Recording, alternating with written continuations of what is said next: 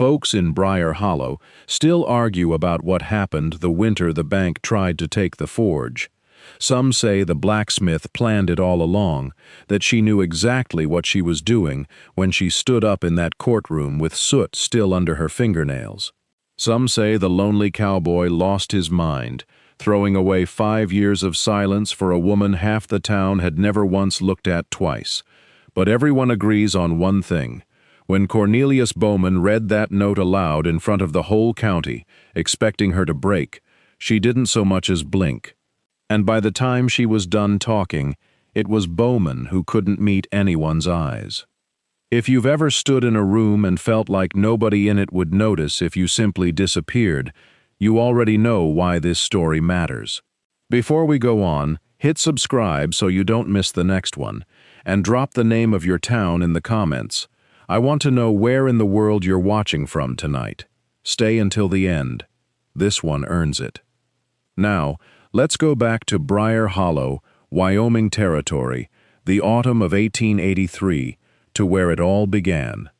The forge sat at the low end of Main Street, past the mercantile and the church and the row of houses with lace in the windows, close enough to town to hear the church bell but far enough that the smoke wouldn't trouble anyone's Sunday dress. Hattie Vance had grown up in that forge the way other children grew up in gardens or kitchens. She knew the sound of good iron before she knew her letters. Her father, Thomas Vance, had built the place plank by plank the year before she was born, and for 31 years the ring of his hammer had been as steady as the church bell itself, until 6 weeks ago, when his heart gave out between one swing and the next, and the hammer went quiet, and then it didn't, because Hattie picked it up. She remembered standing at his elbow as a girl of 9, too small to swing the big hammer, allowed only to work the bellows and hand him nails one at a time, memorizing the rhythm of it without knowing she was memorizing anything at all. The hiss of hot metal meeting the slack tub, the particular orange that meant iron, was ready to take a shape and hold it, the way her father hummed low in his chest while he worked, tuneless, contented, a man entirely at home in his own hands. By the time she was 17, she could shoe a horse faster than he could, though he never once said so out loud, only nodded at her work in a way that told her everything she needed to know. When he died, quick, and in the middle of an ordinary Tuesday, one hand still resting on the anvil as if he meant to finish the shoe he'd started, the town had sent casseroles and condolence cards and precisely no offers of help with the actual work of the forge, as though 30 years of a man's trade could simply be allowed to go cold along with him. She was a big woman, wide through the shoulders and thick through the arms, in a way that had nothing to do with softness, and everything to do with 40 pounds of hot iron held steady over a forge fire 6 days a week. Her hands were scarred along the knuckles from 100 small burns she'd stopped noticing years ago, and when she rolled a wagon wheel's iron rim red-hot and true in under an hour, men twice her size stood back and watched with the particular silence of people recalculating an assumption they hadn't known they were making. When she walked down Main Street in her leather apron, flower-pale ash dusted into the creases of her sleeves, people made room for her the way they made room for a loaded wagon. Not quite respect, not quite fear, just the practical understanding that she took up space and moved with purpose, and it was easier to step aside than to find out what happened if you didn't. What Briar Hollow could not decide was what to do with a woman who ran a forge alone. It offended some tidy sense of order in the place. Women kept houses in Briar Hollow, or taught the schoolhouse, or sewed, or served, and a woman with soot to her elbows and a business ledger in her own hand fit into none of the shelves the town had built for her. So the town did what towns do with things that don't fit. It looked past her, politely, consistently, as though enough practiced inattention might eventually make the inconvenient fact of her disappear. The specific unkindness came on a gray Tuesday, 3 weeks after her father's funeral, when Hattie walked into Sutter's Mercantile to settle her account, and found Ezra Sutter suddenly very interested in a shelf of canning jars. She waited at the counter a long moment before he came over, and when he did, he kept his eyes on the ledger instead of her face. "Cash only from here on, Miss Vance," he said. "Nothing personal. It's just a woman running a business alone, no husband to vouch, no telling how long the forge holds together. Man's got to protect his stock. My father's account was never late a day in 30 years, Hattie said, quiet, not a plea, just a fact laid down between them like a tool on a bench. I don't doubt it, but your father isn't the one standing here now, is he?" He said it kindly enough, which somehow made it worse, the way a thing said gently can still land like a closed door. Behind her, two women waiting their turn exchanged a look that Hattie felt more than saw, the particular look reserved for something that didn't fit anywhere comfortable, a puzzle nobody wanted to be the one to solve. She paid in cash, thanked him with a voice that didn't shake, and walked the length of Main Street back to the forge with her chin level and her jaw tight, and she did not cry, because crying was a thing she had decided a long time ago she simply wasn't going to do in front of people who were waiting to see it. She lit the forge instead. Work was the only language that had never once made her feel like an apology, and by the time the iron in front of her had gone the deep, obedient orange that meant it was ready, her hands had stopped shaking and her breathing had gone even, and the wagon rim she shaped that afternoon came out truer and rounder than anything she'd made in weeks, as if the trouble in her chest had simply gone into the metal instead, and the metal, unlike the town, had no opinion about who was allowed to hold it. 3 miles out past the north fence line, on a spread of good grass and better water, Garrett McAllister ran the finest string of horses in the territory and spoke to almost no one about it. Folks called him the lonely cowboy, not unkindly, the way you'd name a mountain or a stretch of bad road, a fact of the landscape rather than a judgment on the man. He'd come back from the war with a foreman's wages and a brother who didn't come back at all, and he'd built the ranch alone over 6 quiet years, and somewhere in those years he'd gotten out of the habit of expecting company. He kept to himself. He nodded at church and left before the social hour. The women of Briar Hollow had tried, in their careful ways, to interest him in their daughters, their nieces, their visiting cousins from Cheyenne, and Garrett had thanked each of them and remained exactly as alone as before. His own Smith had packed up for the railroad camps that spring, chasing better wages, and left him with 11 horses due for new shoes and nowhere in the county to take them except the forge at the low end of Main Street, the one everyone was suddenly whispering about, now that the old Smith was gone and his daughter had picked up the hammer in his place. Garrett rode into town on a gray Thursday with his best mare, Juniper, walking careful on a shoe that had come loose crossing the creek. He'd expected, he would admit later, almost nothing. A competent enough job, a quiet transaction, nothing worth remembering. What he found instead was a woman his own height, standing at the anvil with her sleeves rolled to the elbow, turning a horseshoe in the fire, with the unhurried certainty of someone who had never once doubted she belonged exactly where she was standing. She didn't look up right away. When she did, she didn't apologize for the ash on her face or the sweat at her collar, and something in Garrett McAllister, something that had gone quiet a long time ago, sat up and paid attention. "Loose shoe," he said. "Left 4. Let's have a look at her then." She ran her hand down Juniper's leg without asking permission, the way a person does a job they've done 10,000 times, and Juniper, who did not care for strangers, who had put 2 ranch hands on the ground that very spring, stood dead still under her palm, like she'd been asked nicely. He paid for the shoe, thanked her plainly, and rode out without lingering, and told himself the whole 3 miles home that it had been an entirely ordinary transaction, the way a man tells himself a great many things he doesn't yet believe. That was the first Thursday. It should have been the only one. 6 weeks became the shape of it. Garrett found reasons: a shoe that needed checking, a hinge on the tack room door, a gate latch that could just as easily have waited, and drove into Briar Hollow every Thursday afternoon, and Hattie, who noticed a great many things she said nothing about, noticed that too, and said nothing about that either. She simply put the coffee on when she saw his horse coming up the road. By the third Thursday, he'd stopped inventing reasons entirely and simply said so. "Juniper's shoe is fine," he admitted, standing in the doorway with his hat in his hand. "Has been fine since the first week. I expect you already knew that." "I did," Hattie said, not looking up from the horseshoe cooling in the slack tub.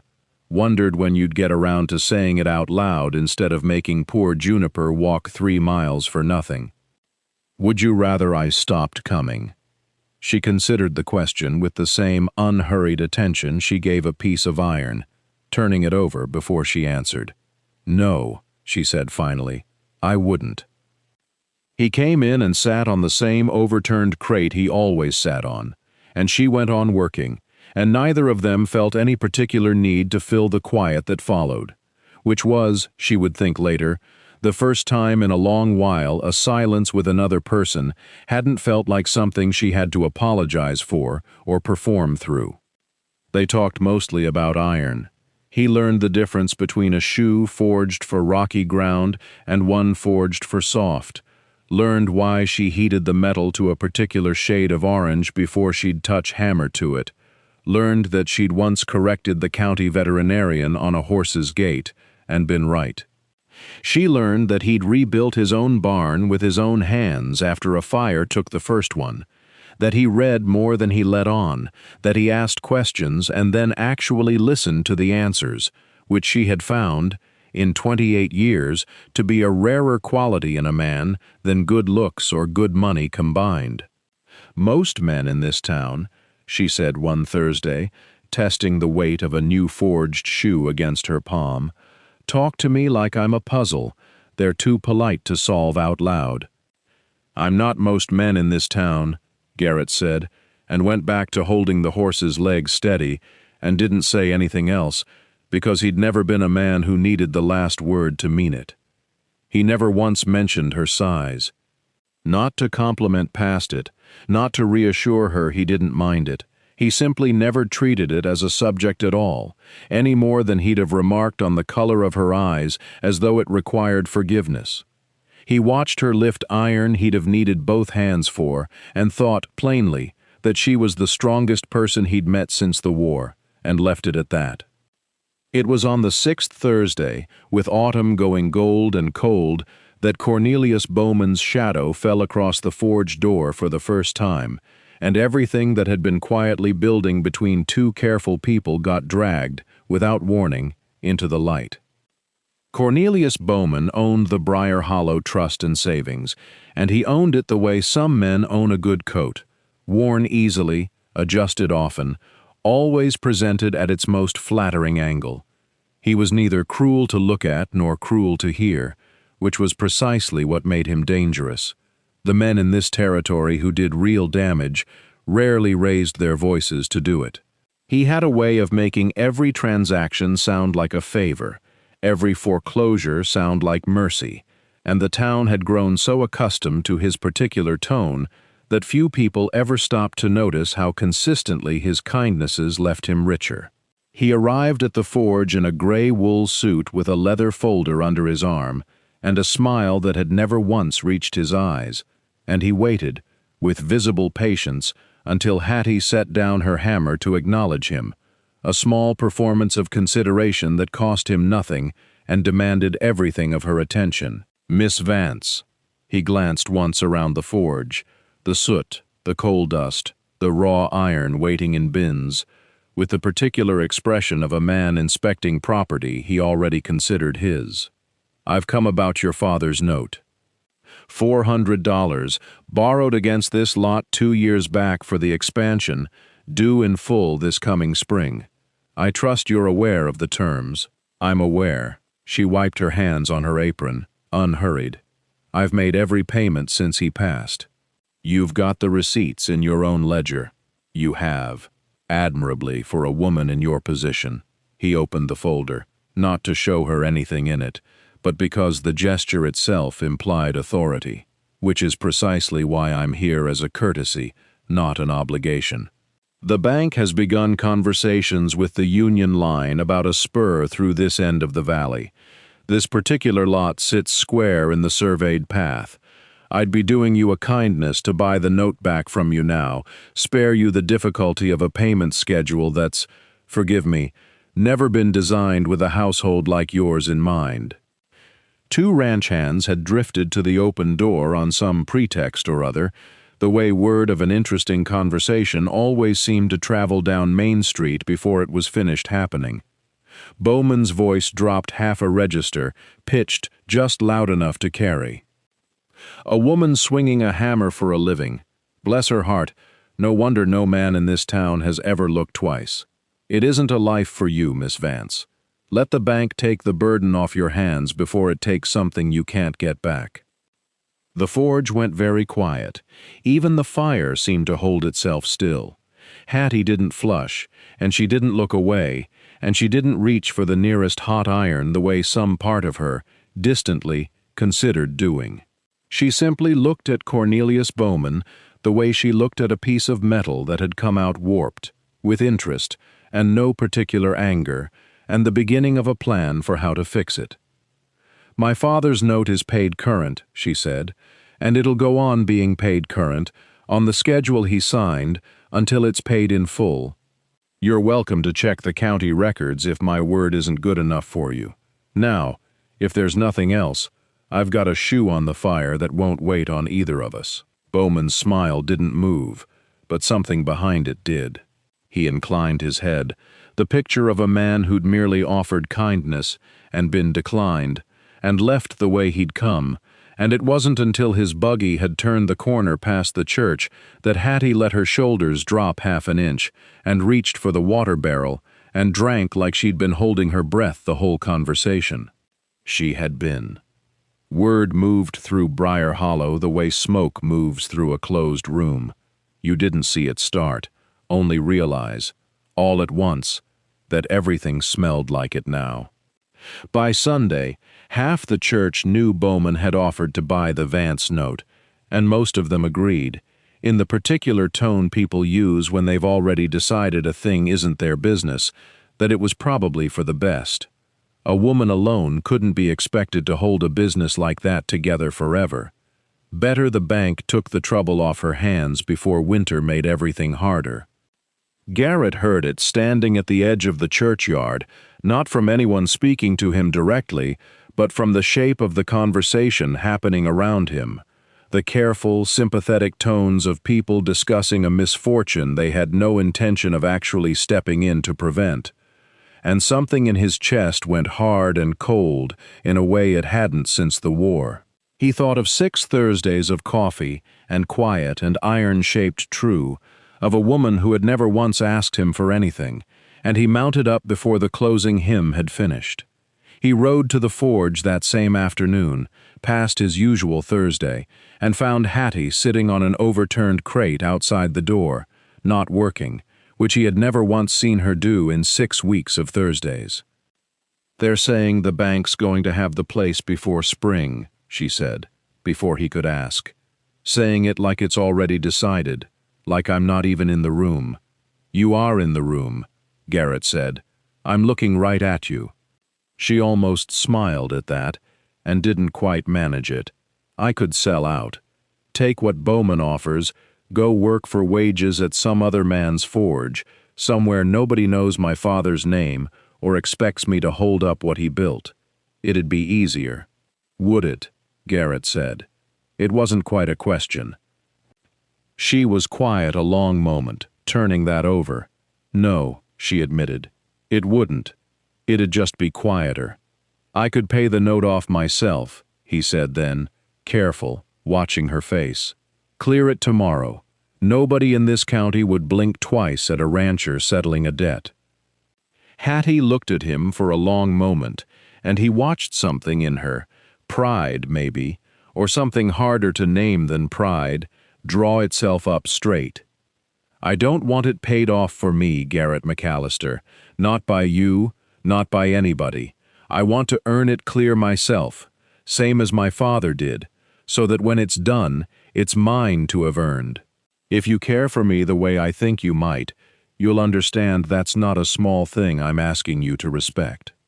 He held her eyes and didn't look away, and something eased in his shoulders like a decision settling into place. "Then I'll respect it," he said. "But I'll be at that bank the day you go to argue your case." A man's allowed to stand next to something he believes in, even if his hands are empty. That night, working past dark by lamp and forge glow, Hattie turned the trouble over the way she turned iron, testing where it was weak, where it might bend, where it would only break if you pushed. She thought about her father's steady hands signing that note 2 years back, about the particular carefulness he'd always brought to any paper he put his name to, a man who'd learned the hard way that a contract read once and trusted was a contract that could ruin you. He'd made her read every bill of sale in the place before she was old enough to shave the iron filings off a fresh-cut nail, told her more than once that the difference between a fair deal and a bad one was usually buried in a single sentence nobody bothered to finish reading. Somewhere past midnight it came to her. If Bowman wanted this lot badly enough to lie about kindness in front of witnesses, badly enough to move faster than the terms of the note allowed, then the note itself was the weakest point in his plan, not hers. A man in that much of a hurry made mistakes on paper, and paper, unlike people, couldn't talk its way out of what it actually said. She rode to the county recorder's office at first light, before the clerk had properly finished his coffee, and asked to see the original filing from 2 years back. He fetched it grumbling, and left her alone with it in a records room that smelled of dust and old ink, rows of ledgers stacked to the ceiling on either side. She read it once quickly, the way anyone reads a familiar document, and then, remembering her father's voice, read it again slowly, line by line, the way you'd check a weld before you trusted it to hold weight. And there, buried 3 paragraphs down in language dense enough that it had clearly been written to be skimmed past rather than read, was her father's own careful signature beneath a clause he must have insisted on himself, the kind of thing only a man who'd watched too many neighbors lose their land to fine print would think to demand. Any attempt to call the note before its full term, it read, would void the bank's right to seize the property outright and reduce the debt to an ordinary claim, collectible only on the original schedule regardless of who currently held the paper. She sat very still for a long moment, and then she started laughing, quiet and disbelieving, alone in that dusty records room with dust motes turning gold in the window light, because her father, 3 weeks in the ground, unable to swing a hammer or say a single word in her defense, had reached forward across 2 years and saved her anyway, in his own careful handwriting, exactly the way he'd taught her to read. Cornelius Bowman had not, in fact, given anyone the full spring to pay. He'd sent his own courtesy call 3 months early, and buried in the fine print of the original note, in her father's own neat handwriting copied straight from the bank's boilerplate, was a clause stating any attempt to call the note before its full term voided the bank's right to seize the property outright and left the debt collectible only as an ordinary claim, payable on the original schedule regardless of who currently held the paper. Bowman, so certain no blacksmith's daughter would ever read her own father's contract closely enough to catch it, had walked himself straight into his own trap. Hattie folded the recorder's copy into her apron and rode back to town with her jaw set and her eyes clear, and for the first time in 6 weeks, she wasn't afraid of the meeting still to come. She was looking forward to it. The county held its business in the same hall used for dances and church socials and, twice a year, disputes too large for a quiet word across a counter, a long room with high windows and hard benches, and on the second Saturday of November, It was full past its benches with half of Briar Hollow come to watch what everyone assumed would be a formality. Word had gotten around all week that the blacksmith's daughter meant to argue her case in front of the whole county, and curiosity had done what curiosity always does, filling every seat and half the standing room along the back wall. Ezra Sutter near the door, the two women from the mercantile counter near the front, faces Hattie had known her whole life turned toward her now with the particular attentiveness of people who fully expected to watch her lose. Cornelius Bowman stood at the front with his leather folder and his gray wool suit, entirely at ease, a man who had done this 100 times and expected no surprises today. Hattie stood across from him in her good dress with her father's contract in her hand, and Garrett sat in the second row where he'd promised to be, hat in his lap, saying nothing, exactly as agreed. "The bank has acted in good faith," Bowman told the room, warm and reasonable, the picture of a man burdened by an unpleasant duty. "Given the note's condition and the circumstances of the household, we've simply moved to protect the bank's interest before the debt becomes unrecoverable. I don't say this to embarrass Miss Vance. I say it because someone in this town has to look after her, since it seems no one else has troubled themselves to." A ripple went through the crowd. Not quite agreement, not quite disagreement, the sound of a town waiting to see which way to lean. Bowman turned to her, chin tilted down, the same thin, polite smile he'd worn at the forge door, clearly expecting silence, or tears, or the quiet capitulation he'd built his whole approach around.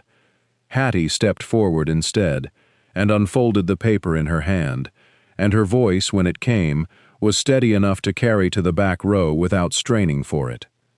"I have spent 6 weeks watching this town decide, out loud and to my face, what a woman like me is and isn't fit for. Whether I'm fit to keep a business, fit to be trusted, fit to be looked at twice. I never asked a single one of you to decide that for me, and I'm done waiting for permission I never needed in the first place. My father taught me to read a contract as carefully as I read a piece of iron, and I read this one. Mr. Bowman called this note 3 months before its term, which by its own language forfeits the bank's right to seize this property at all. It's a plain claim now, collectible on the original schedule, same as it always should have been. I am not a burden waiting to be lifted off anyone's hands. I am a woman who has paid every debt she has ever owed, in full, on time, with her own 2 hands, and I intend to keep right on doing it." Bowman's mouth opened and then didn't quite manage anything to fill it. The color that rose in his face wasn't the practiced warmth he'd walked in wearing. It was something rawer, caught out in front of the very witnesses he'd assembled to watch her fold.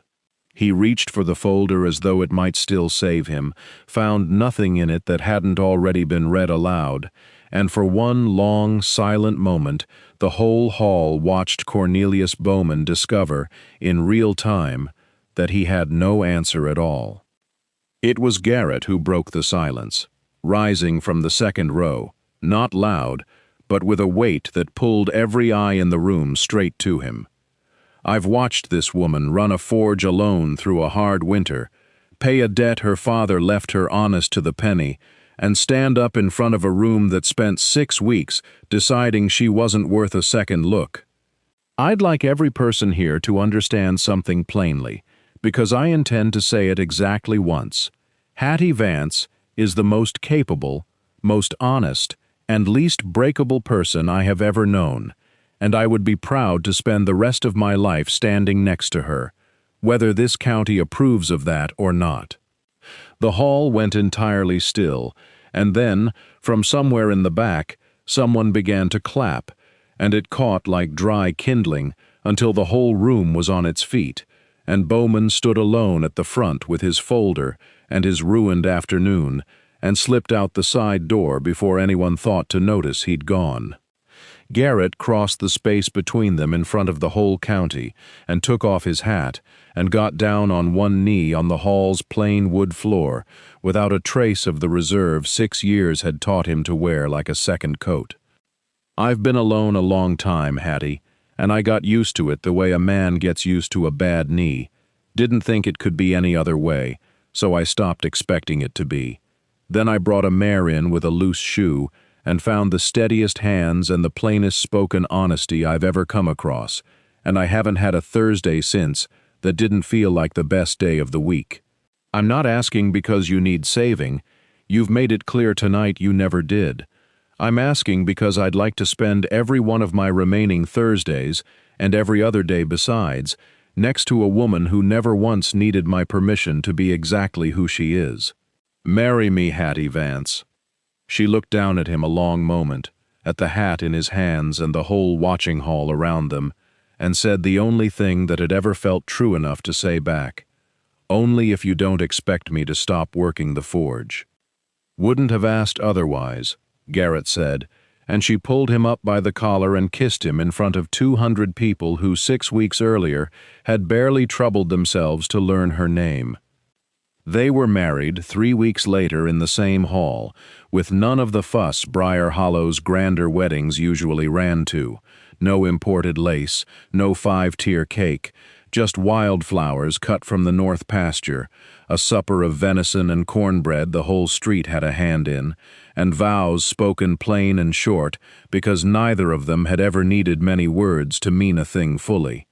Hattie wore her mother's old dress, let out generously through the shoulders by her own careful hand, and stood at the front of the same hall where she'd once stood alone against a banker's folder, and found she could hardly remember, standing there, why that room had ever felt like a place she needed to defend herself in.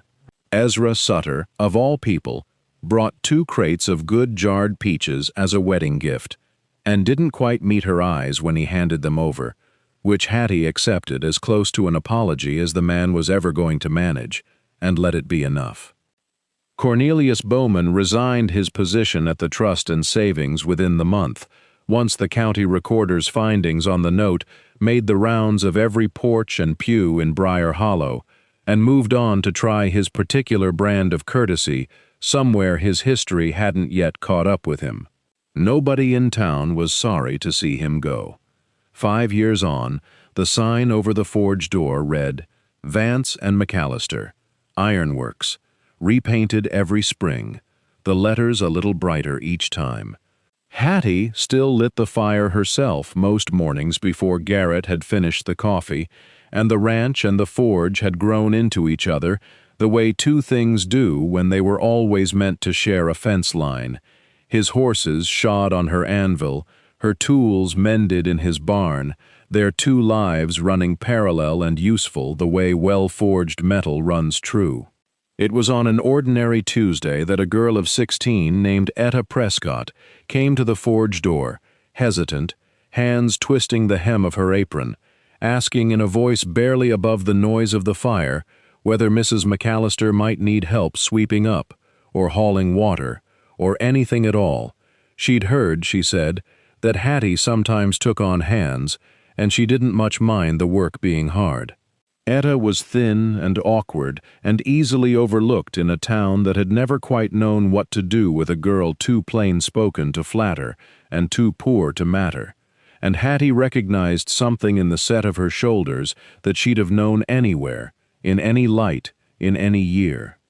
"I don't need help sweeping," Hattie said, and watched the girl's face begin to fall and let a beat pass before she finished. "I need someone willing to learn the anvil properly, if you've got 6 months of Tuesdays to spare and don't mind burning your fingers a fair few times before you get it right." Etta's whole face changed, the way a room changes when someone finally opens the shutters, and she said yes before Hattie had even finished the sentence. That evening, watching the girl walk home with her shoulders straighter than they'd been when she arrived, Garrett came to stand beside his wife in the forge doorway, the 2 of them quiet, in the particular comfortable way that had never once needed filling with talk. "You didn't have to take her on," he said. "No," Hattie agreed, banking the fire for the night, "but somebody looked twice at me when the whole town had decided not to bother, and I've never forgotten what that cost him, or what it gave me. Seemed only right to pass it on." Garrett nodded, and didn't say anything more, because he'd learned years ago that some things were better left standing plainly than dressed up in extra words. Above the forge door, the freshly repainted sign caught the last of the evening light, and somewhere down Main Street, the church bell rang the hour, steady as it had been the day she was born, steady as it would be long after both of them were gone. And Hattie thought, banking the coals for the night with the same careful hands her father had taught her to use, that some things in Briar Hollow had changed for good, and some things, the good ones, never needed to change at all. No one had needed to notice her for her to have been worth noticing all along. She'd simply had to be the first one brave enough to believe it, and let the rest of Briar Hollow catch up in its own good time.